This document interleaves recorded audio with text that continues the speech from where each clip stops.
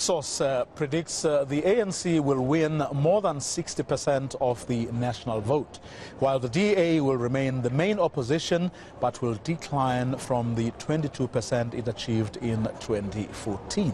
Well, to speak us about the latest poll released earlier today, I'm joined by Ipsos Director Marie Harris.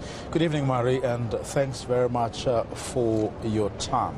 Very interesting indeed that the ANC will get 60%. The DA is going to decline. But before we get to the actual numbers, take us through how you conducted this particular survey. Well, this study was done from the 22nd of March to the 17th of April. It was done by using face-to-face interviewers in homes of respondents. People were also interviewed in their home language. And how we got around asking them the question of who they would vote for, we gave them a ballot paper that looks a little bit like the ballot paper they will see tomorrow. They had to draw their own cross for the national vote, as well as for the provincial vote, as well as for the party they would never vote for. Now, how did we get to these people? Who did we choose? It is basically an area stratified sample. In other words, we look at the 9 provinces, allocate a number of interviews to each of the 9 provinces according to their population figures, and then we look at the different community sizes within a province: metro, city, large and small towns, villages, rural areas, deep rural areas, assign sampling points throughout the province, and then in the vicinity of the sampling point, which is drawn on a map, interviewers go to that point. They have instructions of which road to take and how to go about selecting different houses. They skip a few and then go to the next one. If there's more than one house on a plot, they list all the houses, and their computer then tells them which of the houses they need to go to. And if they get to that particular house, they list all the adults, and again, their computer tells them which one to interview. This is so that interviewers do not have a choice about whom they interview. So they cannot interview the friendliest or the prettiest or whatever it is. And that person then needs to be interviewed, whoever is chosen, and they need to make 3 attempts to interview that person. Say, for instance, I'm coming to your house, I need to interview you, but you sit in front of the television talking to the nation. I need to make an appointment to see with the people who are at your house, to see you either later that evening or tomorrow or over the weekend. So 3 chances that we have to take to interview you particularly. Very briefly, before we get to the numbers, I've heard people often say that face-to-face interviews can be a problem because often people aren't as honest as you would want them to be. I do think people are very honest in face-to-face interviews, because we don't ask them when they open the door, who would you vote for? You know, if anybody does that to me, I would probably tell them. They will have made up their mind about yes, whether they want to speak to you. Exactly. And are willing to be open. And there's also other questions first, like a few to put them at ease. Let's talk about the ANC, 60%. Why are these people saying they want to vote for this party? I think people say they want to vote for the ANC for 2 reasons. The one is that a lot of people believe it's the only party that can make a difference to their lives. If you think about deep rural areas, it's quite often the only party that people see in between elections or even before an election. It's the only party that really gets to all the deep rural areas. That's one reason. Another reason, and this is a more recent reason, is President Ramaphosa. He is really very popular in the country, not only popular in his own party, but also across the board.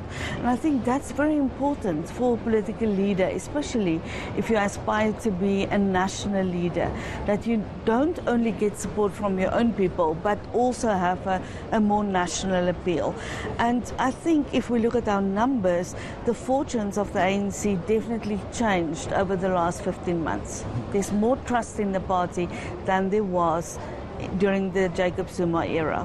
Now, my mind goes back to the other polls that have been done recently, and we've seen a strong showing.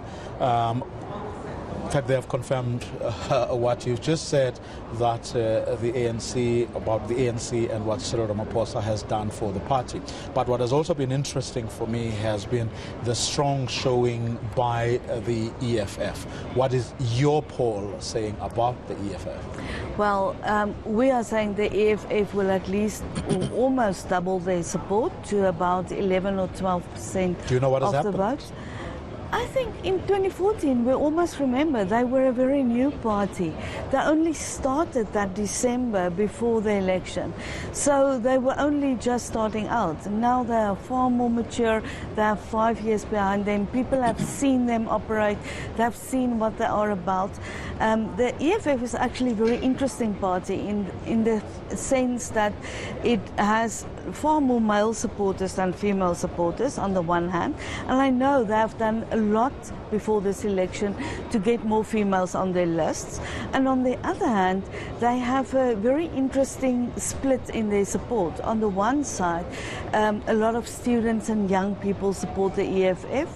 And on the other side, they have a lot of mine workers, manufacturing workers, you know, that sort of middle class, lower middle class type people supporting the EFF, especially because of their credentials.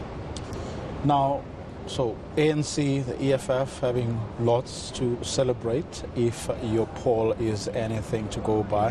What about the party currently? That is currently the official opposition, the DA, because the other polls have really pointed to serious, some drops in their support. What is your say? I think, according to our polls, the DA will get about 19% of the vote. There's definitely a drop from the 22% they had in 2014, about a 3 percentage points. And I do think if we look at the polls from last year, from beginning of last year, even before that, the DA was really declining. And then since about December, they are slowly picking up again. So if you spoke to me about 10 months ago, I would have told you the DA will get 13 or 14%. But they have, I think, changed their fortunes a little bit. But I don't think they will achieve the 22% that they had in 2014. Do we know what's been happening? Have the people you polled said anything? Yes, I think there are a few things. The one is that even DA supporters themselves say there are leadership issues within the party.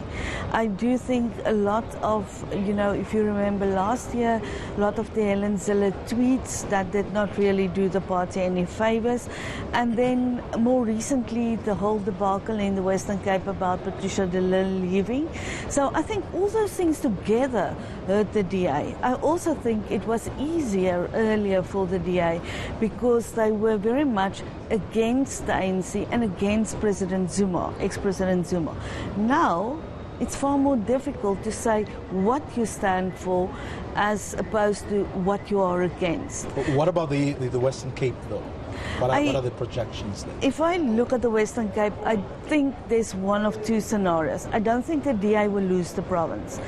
That's the one thing. But I do think they might need a coalition partner in the Western Cape to rule. Well, that's where we're going to leave it, Mar. Thanks very much for your time.